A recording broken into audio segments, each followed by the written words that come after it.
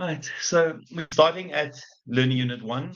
Last week, or the previous time, we looked at the assignment. And yeah, I think we need to start moving with the assignment, but it's not the end of the world as yet.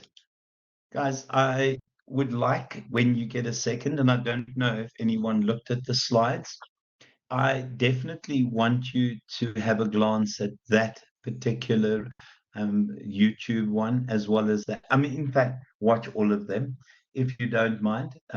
It's just to give us a sense of where the world is now, and what's happening in the world, and essentially what makes where we live so crazy.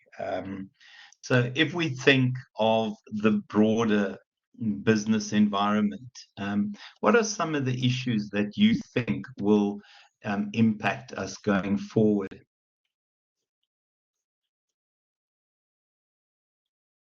What are some of the issues that we need to be concerned about?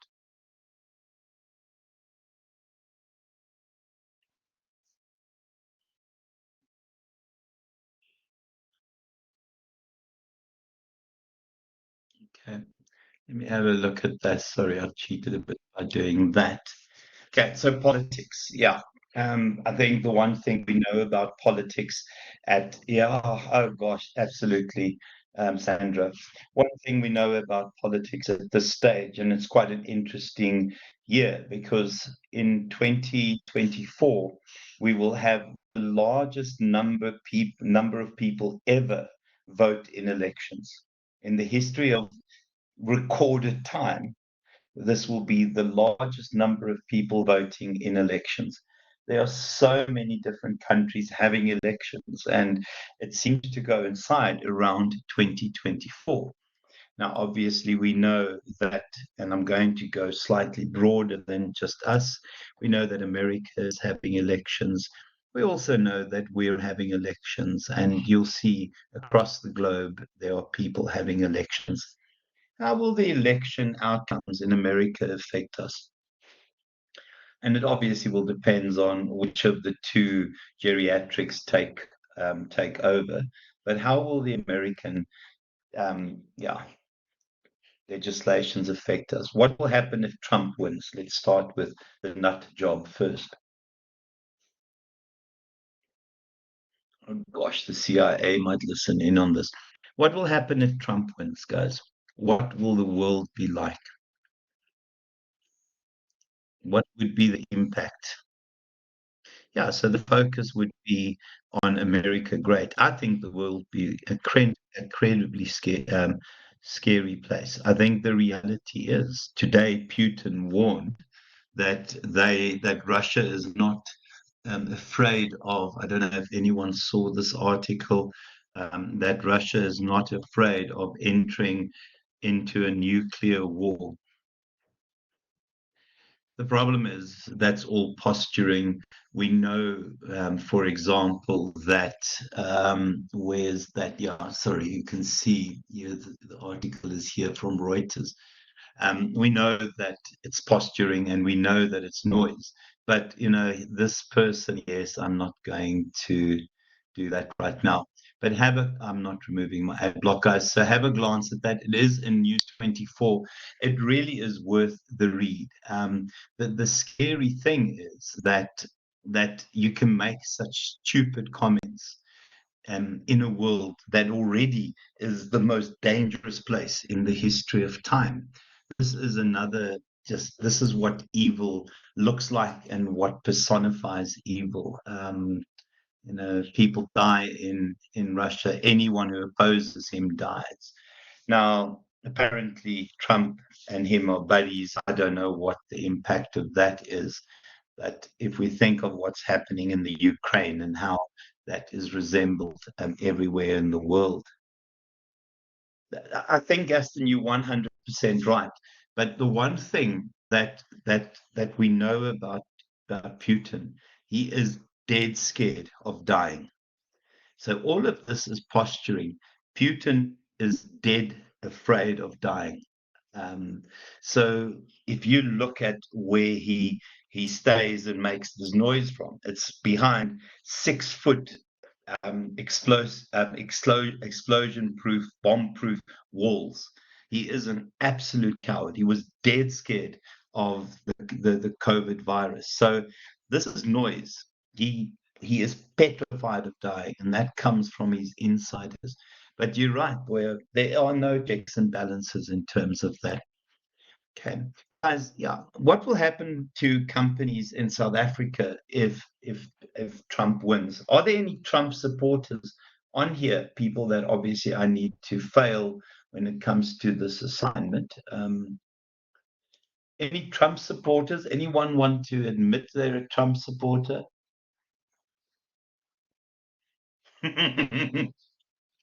Yeah, you like your passing, don't you? I'm actually a complete bully. It's so awful, guys. Mind you, Biden is a buffoon, so it's either the dummy or the buffoon. I nearly said dumbass, but I'm not allowed to swear during recordings.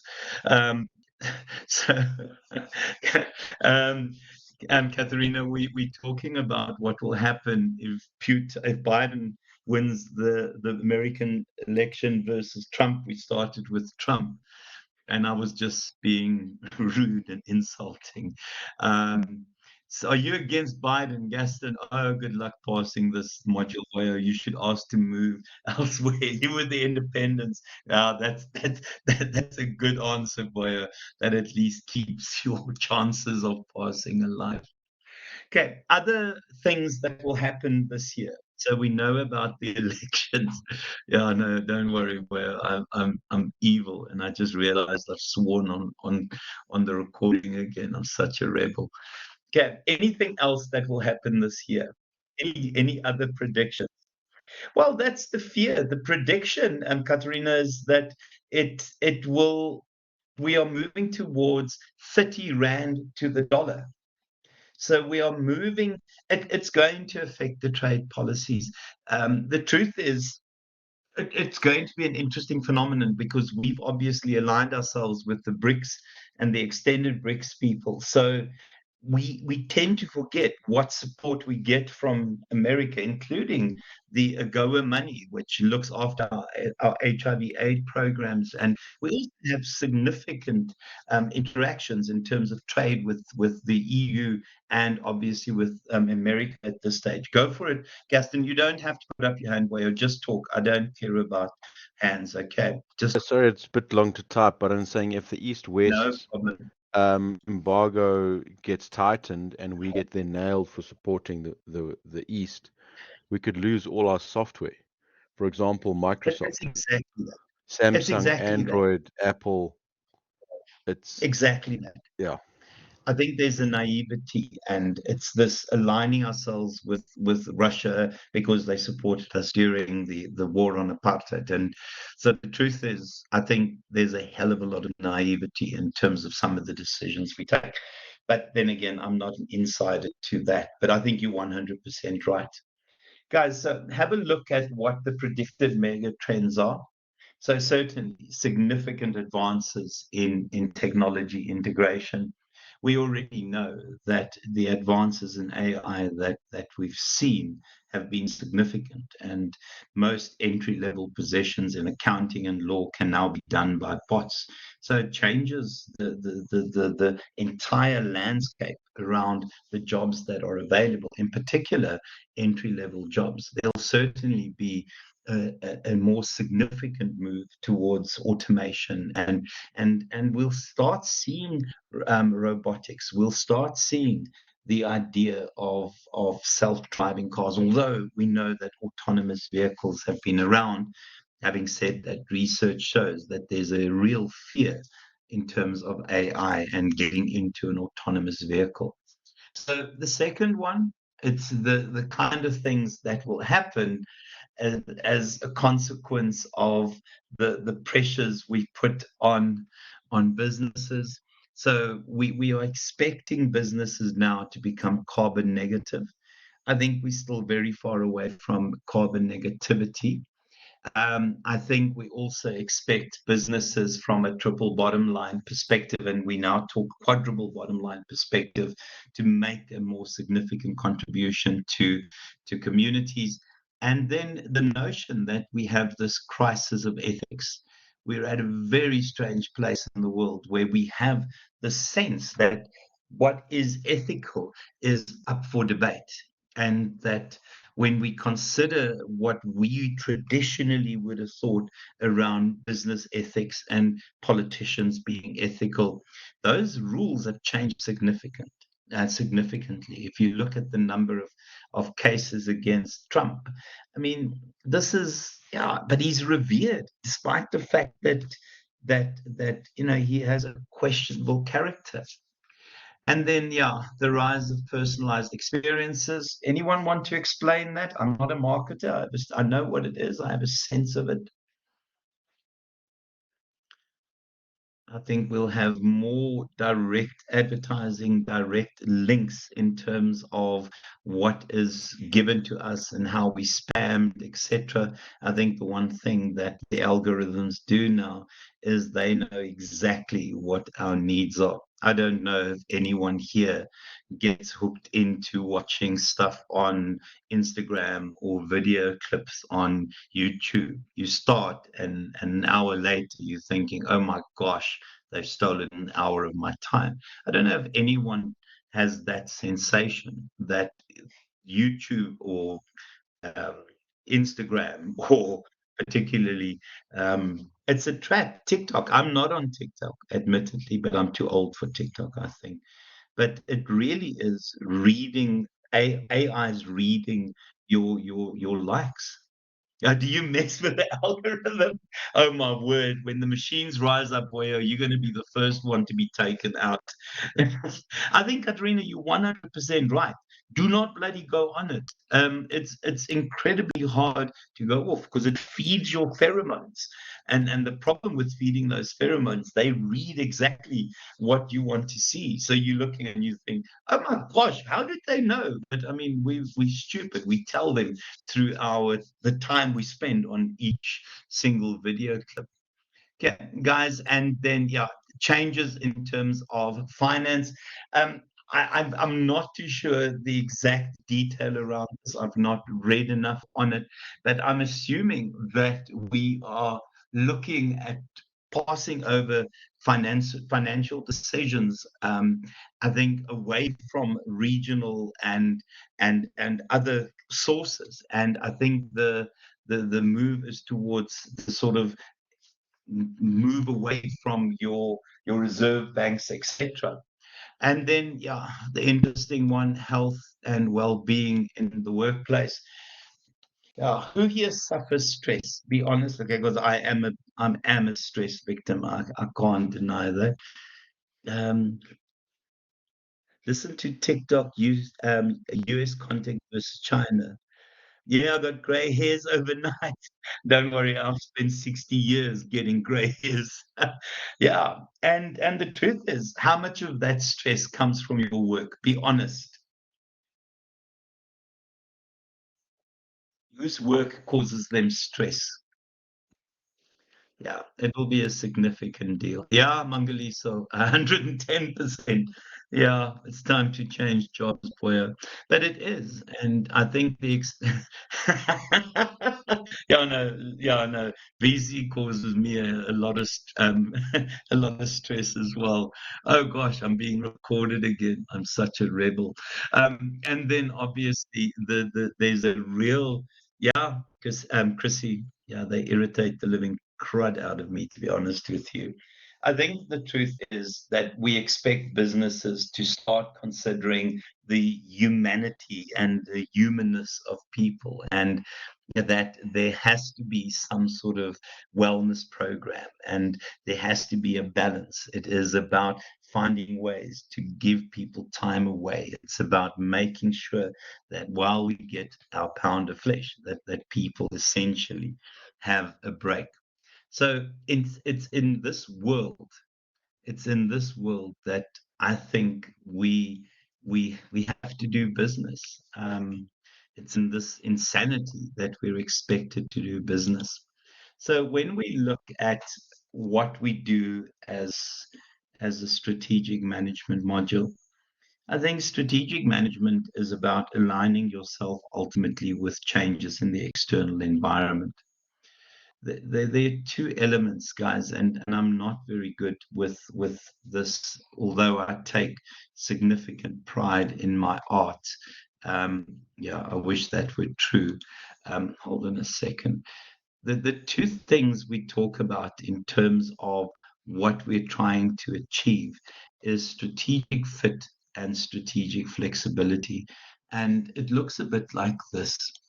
And yeah, so guys, if you want to, this is going to be beautiful. I promise you, I take a lot of pride in my art. So if you want to turn it into an NFT, just remember where you got this information from. If we look at the environment is this insane mess, okay? Oh, that is so beautiful. My gosh. Okay. Yeah, I don't know what else to use for I'm technologically illiterate. If we place, it's like Picasso, I agree. I get this warm sensation when I look at my art. If we look at the organization, there are two concepts. Strategic fit is that moment in time where everything in the organization aligns.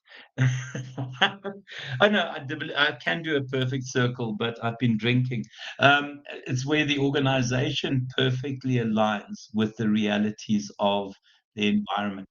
So I'm so unprofessional. So in terms of strategic fit, what we try and achieve is that when we need to, when that moment happens, that we are perfectly aligned with the realities of the insanity that's the external environment. Strategic flexibility means that we maintain fit over extended periods of time.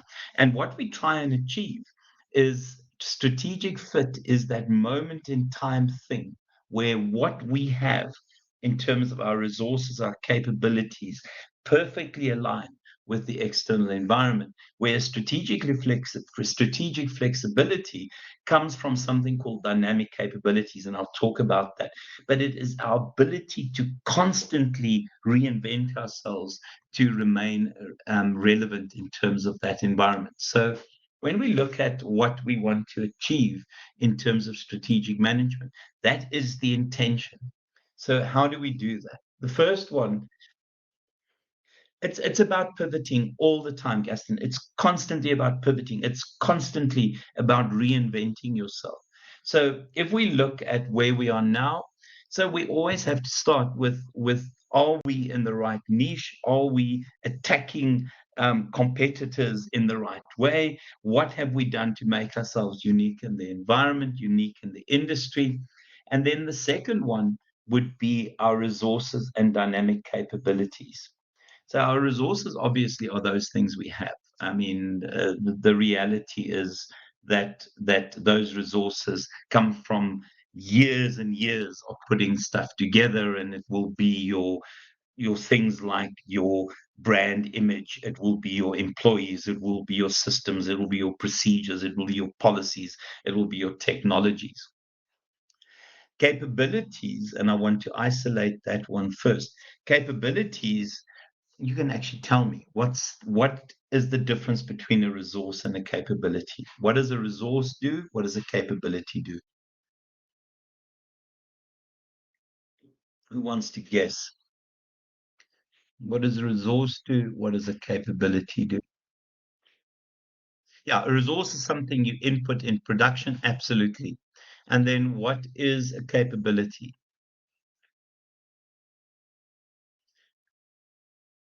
Remember, guys, a capability allows us, that's it, it's a potential. What a capability does, it allows us to maximize what we can get out of our resources. So, resources are things we have, and it's great to have all those resources. But what capabilities, and remember, I'm just isolating that bit over there, what capabilities do is they allow us to maximize what we can get out of our resources.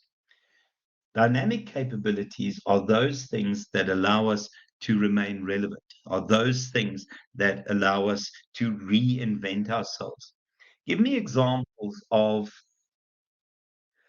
Um, yeah, you see, the issue with policies is that a lot of organizations' policies are so dated, and I always wanted someone to do research and how do you deliver customer service in a policy-driven environment?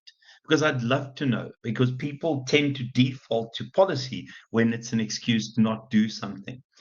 Policies need to be aligned strategically. Everything has to be in step with the strategic plan and the strategic intent and the vision of the organization. But what happens is policies tend to be 100 years old.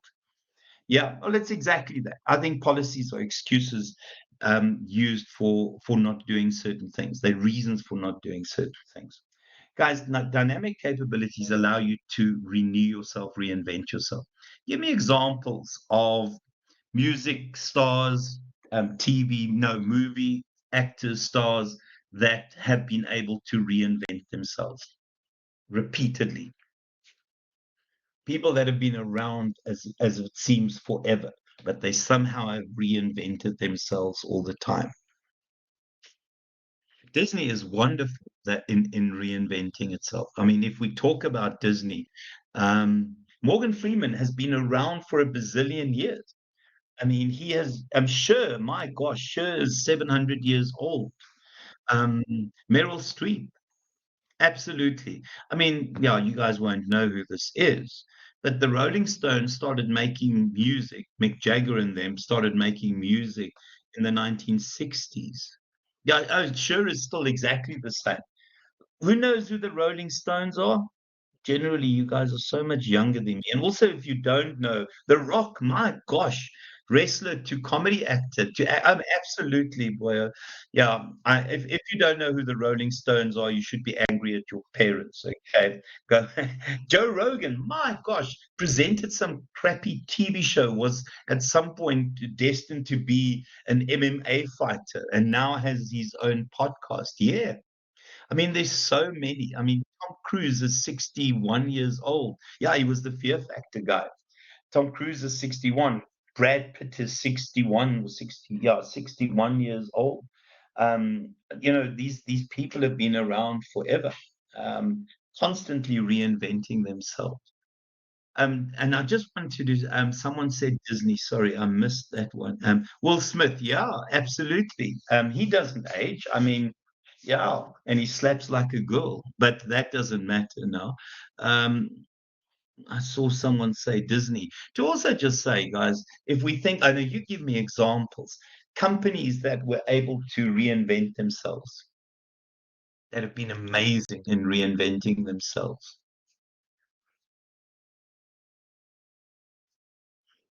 I always think of and Uber, yeah, absolutely. Facebook, absolutely.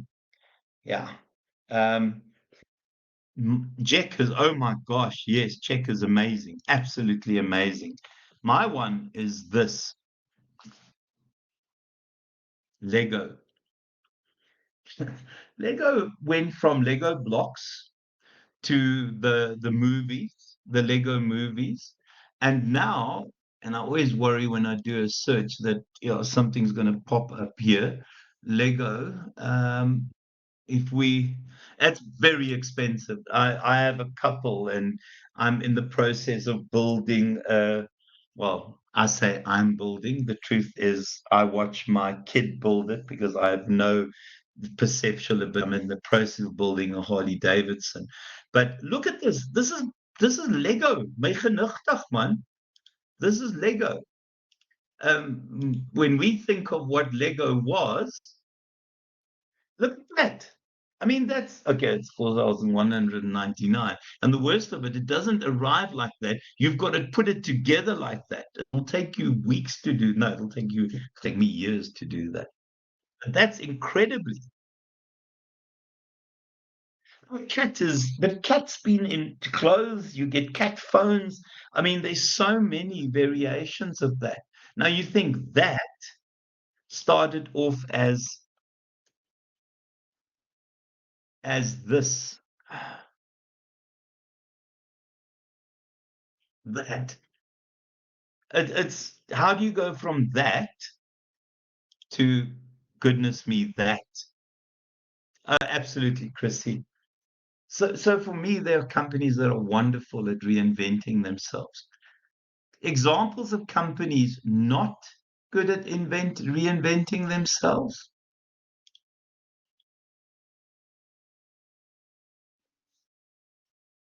Yeah, be careful of Timu, guys. There's stories that they don't deliver and that there are hidden charges. Oh yeah, BlackBerry, Nokia, Kodak, Blockbuster Video, Mr. Video. There's so many. Yeah, that's it, boy. Yeah. So let's look at companies in South Africa that are models of non-reinvention. What is wrong with that lot there? Yeah, there you are, boy. My favorite thing about this, there is a 1950s apartheid law that has now been reenacted, which is so it is so ironic. It's scary. Essentially, it's a protectionist type law that forced people to use the post office because it was a place back then where poor white people used to go and have a job, and now they're reusing it so that you can, yeah, this one here, the idea that if you send a parcel under 1 kilogram, you need to send it via post office. That is a law from apartheid days, guys. That is an apartheid law. It's just also we see now these. Yeah, sorry, I'm having a moment. I'm trying to not be political, but unfortunately, I really don't care what I say. Any comment about that? How many times have these guys been bailed out? Does anyone here work for the post office? You see, it's unlikely that someone will admit working for a post office. If I worked there, I would say I work as, let me not say I am really being recorded. They're not thinking out of the box. I think, yeah, the box was thrown away. No, the box was stolen in their case. Well, that's exactly it. That's what my wife said. We put a brick in our delivery. Um, oh, they've tried so much, Chrissy. Yeah, I think there's so much theft and dodginess that go on there. Yeah, no, it's absolutely possible, Gaston. Absolutely possible. So the other one, I I I think this is heck of a impressive.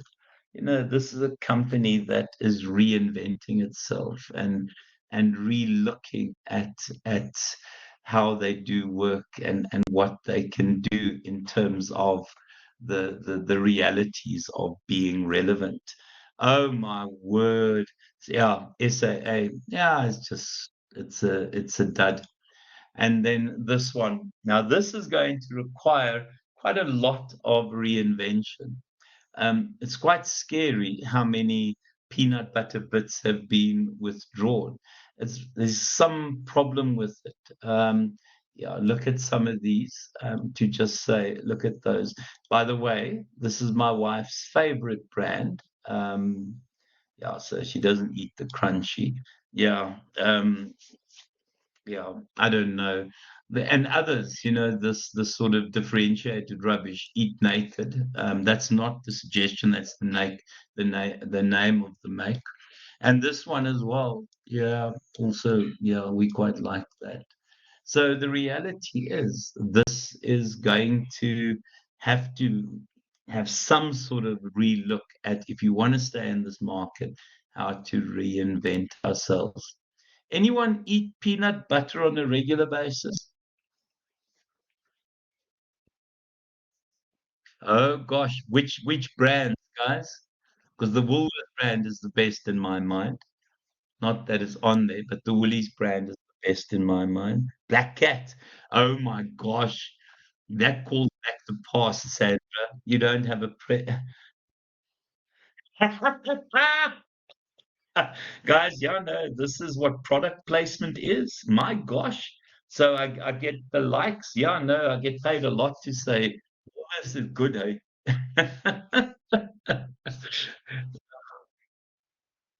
What? Tokoman PB. What is that? If I stick it into Google, am I going to come up with some dodgy pictures here?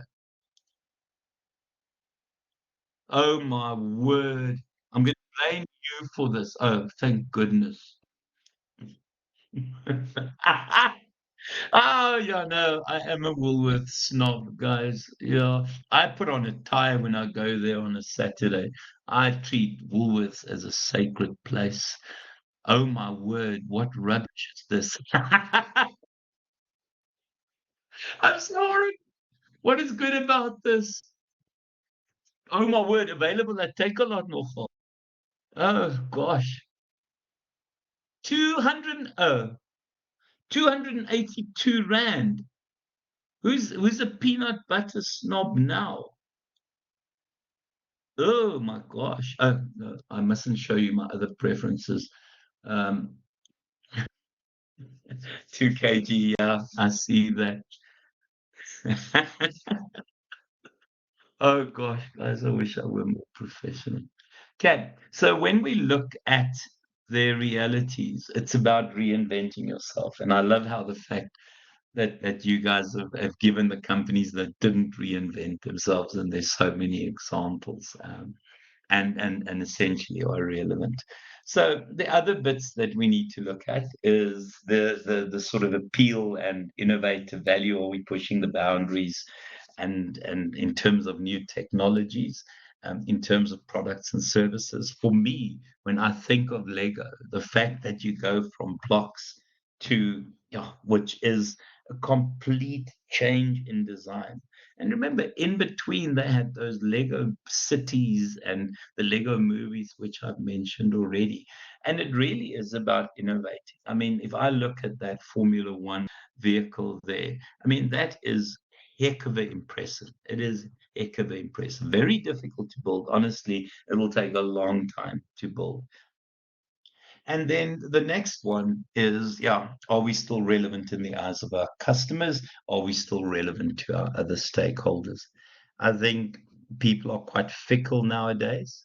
I think ideas around brand loyalty have changed completely. I think people have become less brand loyal. And the truth is, unless you do something special, you're going to lose customers. Then the second one is, where do we want to go? What is the single overarching objective that gives us direction in an organization? What is the single overarching direction giving thing? Sorry, that's my kid dropping weights in the background. Okay, it depends on the product. Yeah. What, but in an organization? No, Griselda, how dare you, Chrissy, put that? You're going to minus 25% in your first assignment. Yes, of course, Gaston, it's always going to be your vision. Minus 25%, Chrissy. Please remind me when I mark I'm so evil. I'm supposed to be all diplomatic and empowering in my lectures. I shout at people. I think the reality is a lot of people just oh gosh, I was also called a snob, minus 50%. I think the reality is, yeah, well done. Yeah, Katharina. I love how people are now jumping in to save Chrissy. Guys, can I just say, so many people assume that it's about profitability, and you'll see that when we get to Learning Unit 2, I'll show you some of those people as well, and very successful people, I need to say. I think for me, it's the vision. When I think of the vision, what the vision is and what the vision does, absolutely. The quadruple bottom line is a key element in organizations' lives as well.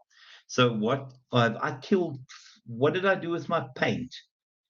Oh my word, have I lost the beauty of that? So what we see in terms of a vision is that it gives us that ambitious future, the dream future. So when I think of the ideal vision, it is something that inspires you to aspire to be great. And what that vision does, it gives us a framework in terms of our decision making, our resource allocation, it gives us a direction in terms of our other objectives. And the moment you start messing around outside there, what happened to Eskom will happen to your organization. Remember, at some point, Eskom sort of became a bank when lending money to the Guptas. They then became an estate agent. Remember, they negotiated to buy some mines for the Guptas. And when you've lost your vision and you work outside of the framework of the vision, a company will go up, go under fairly quickly. Okay, don't worry, I will save it and keep it for later. So the reality is we need to have a vision. And as I said, a vision has to be your dream future, your ambitious future. Yeah, no, absolutely. But then they made sure that they negotiated selling those to the Guptas. Very strange. Guys, and then how will we get there? So the thinking all the time is, if that is our vision, what we do is, and you would have done this before, we cascade the vision into a mission statement. We'll talk about the value statement when we get to learning unit 3, and we cascade it further into, oh golly, long-term objectives and a set of long-term objectives. Okay. And what the long-term objectives are, essentially, they're the endpoint for our strategies. So what long-term objectives do, they essentially give us some sort of guide towards which we gear our strategies. So your vision and your mission and all of this stuff, and remember, in here, I'll still throw a SWOT analysis, but I'm not worried about that right now, is that framework that the vision gives us allow for all of this to happen. And what we normally have is that if we achieve all our operational, all our annual, all our long-term objectives, we should be, in terms of our purpose, meeting our purpose in the mission statement, as well as achieve our vision. And that's what we need in terms of that direction. So how we get there will be our strategies. It will give us a sense of the roads that we have to travel. And remember, that is what a strategy is. It's an indication of the road that we intend to travel to get to our long-term objectives. And then all of this cannot just happen without you doing some auditing thing every so often. And that's where you have this how we are going, where we check whether our strategies are unfolding as planned, whether we're achieving our objectives as we had intended. And doing all of that is that idea of maintaining strategic fit as well as strategic flexibility. So when we look at the essence of strategy, we've discussed these. It really is how well our product makes an impression and makes a positive impression in the industry environment. And is it good enough to in a WWE type match against our competitors, kick some serious butt? And then also, how well does it impress our customers? And then, yeah, so we look at strategy. As I said, strategy for me would always indicate the roads that we travel. And when we think of our vision and the outline that our vision provides, it tells us, in order to achieve our vision, these are the resources, and this is the framework for the resources, the decisions, our other objectives. So for me, everything starts with the organization's vision. And to just say, and Chrissy, you're right, I think you said, your long-term objective, there will always be a long-term objective that refers to profitability. So we will have long-term objectives that relate to return on investment, return on income, and obviously profitability as well. And we'll talk later about those the breakdown of those long-term objectives and using the balanced scorecard. So, in terms of strategies, they're the roads that we travel to get where we need to be. They give us an indication of what our structure should look like. It allows us to allocate resources in terms of meeting the realities and getting us to our long term objectives. And then, yeah, so in terms of strategy, It is the overall direction. It's an indication of how we allocate resources. It is how we achieve our objectives, and all of this within the framework of stakeholder expectations. The one thing we've seen change in the last 20, give or take, years is that 20 years ago, if we had to define what strategic, sustainable success was, we would have spoken about being the most profitable organization in an industry.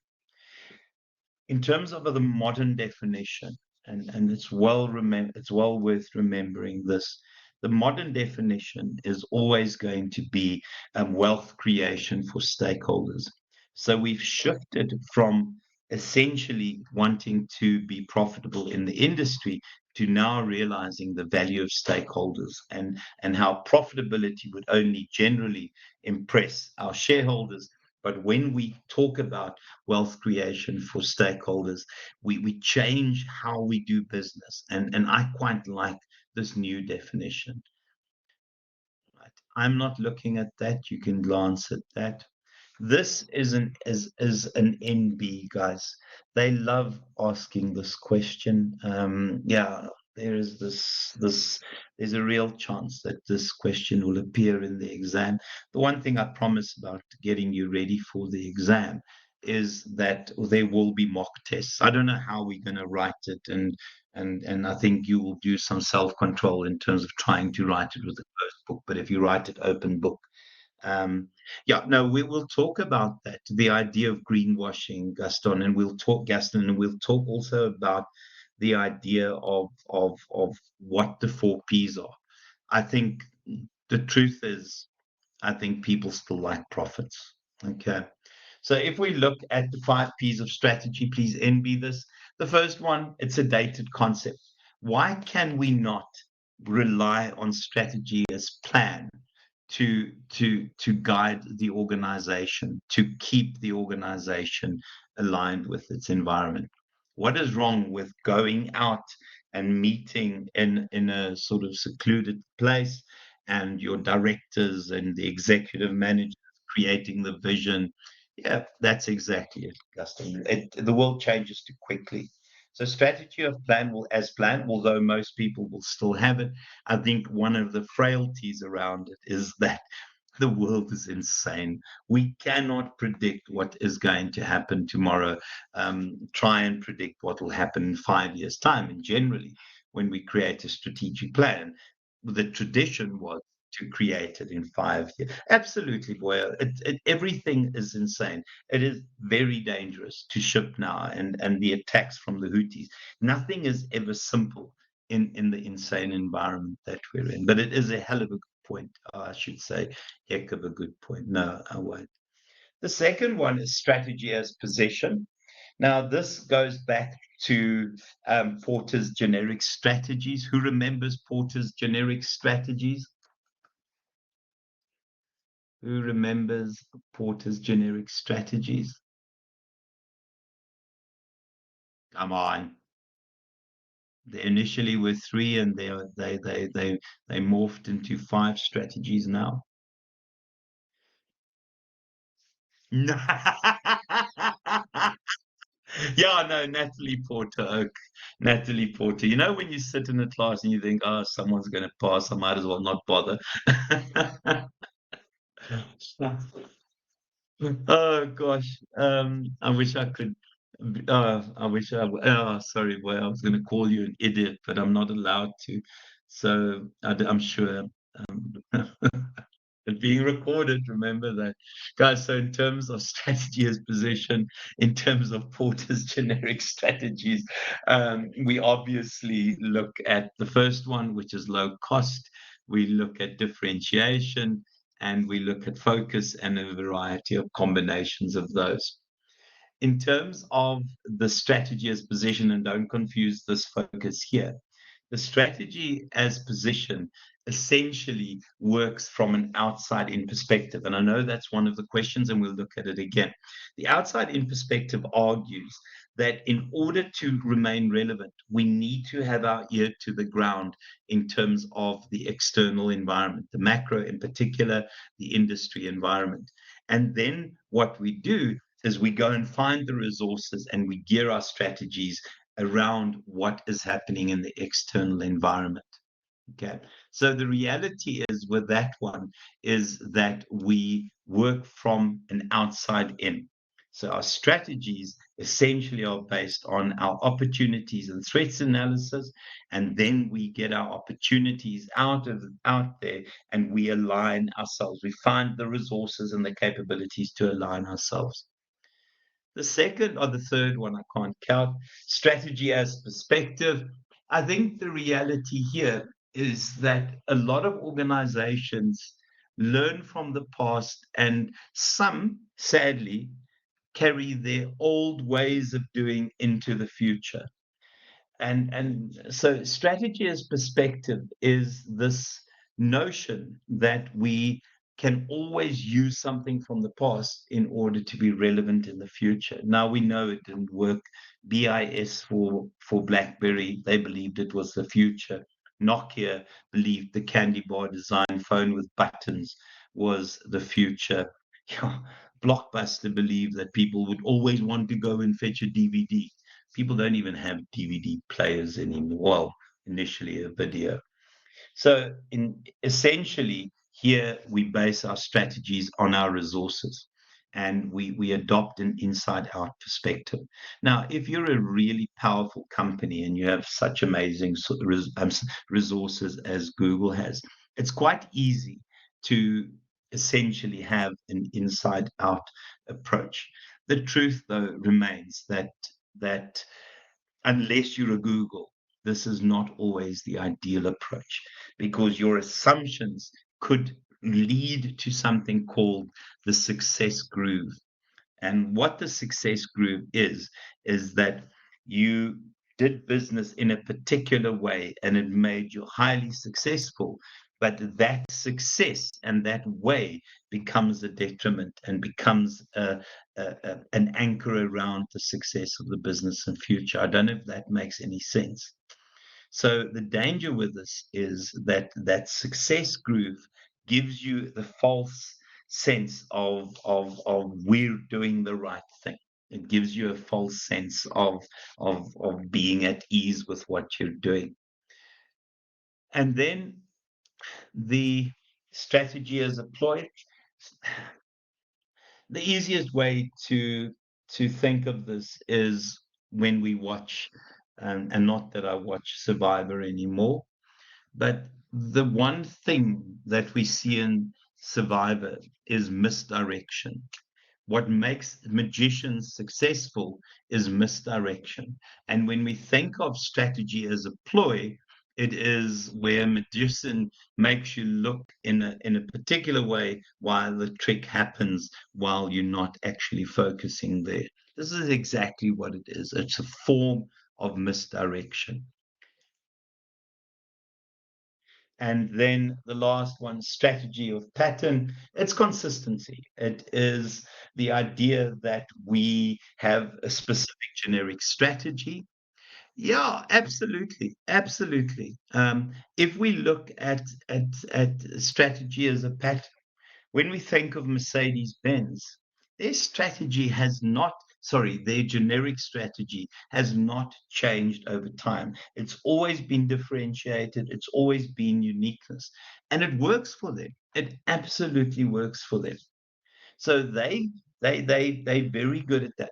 Where did Mercedes make a mistake in terms of trying to apply that strategy to a particular product that failed within, I think, about a year and a bit? Where did they try and apply their differentiation strategy to a particular product that bombed very rapidly? Come on, guys, you know the answer to this. Those Bucky. Yeah, the Mercedes Bucky. I don't even know what it was called, to be honest with you. I have no clue what it was called. I think it survived less than 18 months.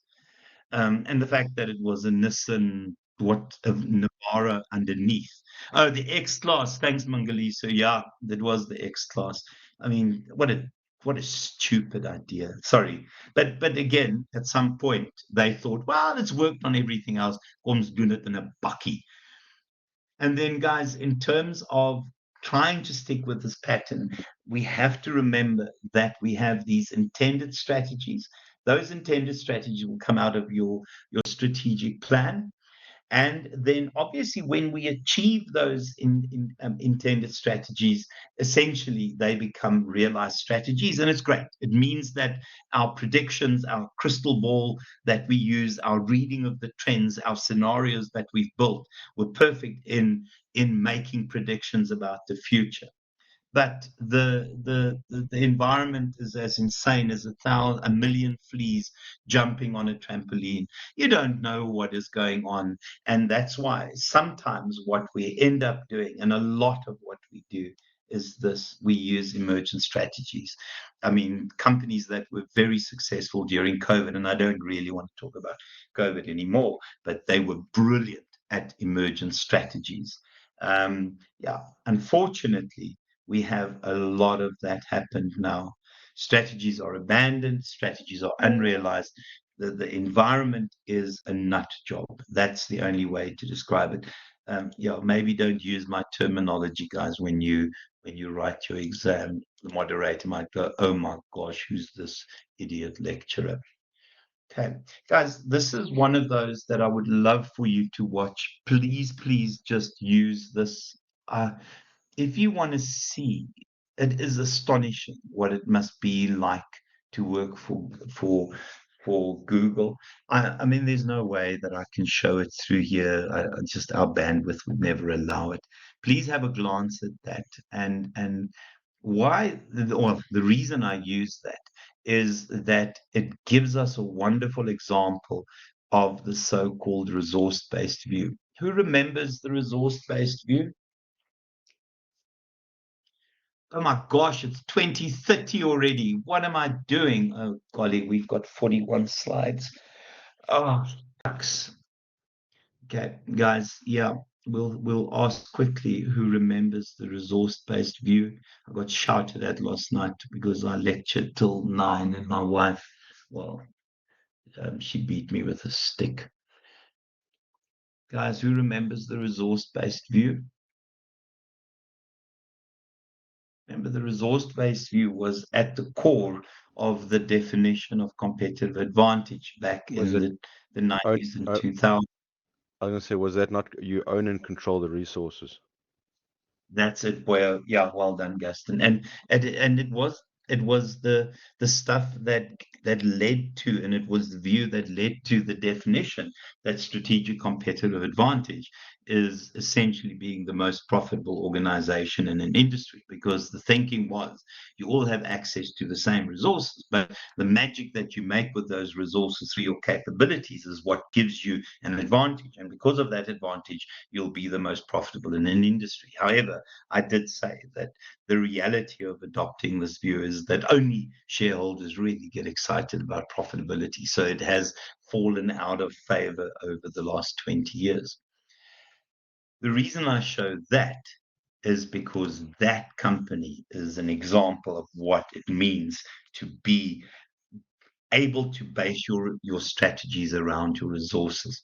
So in terms of the stuff that we base our strategies around, our resource and capabilities, our strategic architecture, and you'll see that this is also the very last learning unit that we do in this entire module. And your strategic architecture are how you essentially is a map, is a blueprint of how you align everything with your strategy, your culture, your policies, your structure. So the ideal strategic architecture aligns all of those things with the strategy. So a strategy aligned culture, strategy aligned structure, strategy aligned policies, strategy aligned decision making, etc.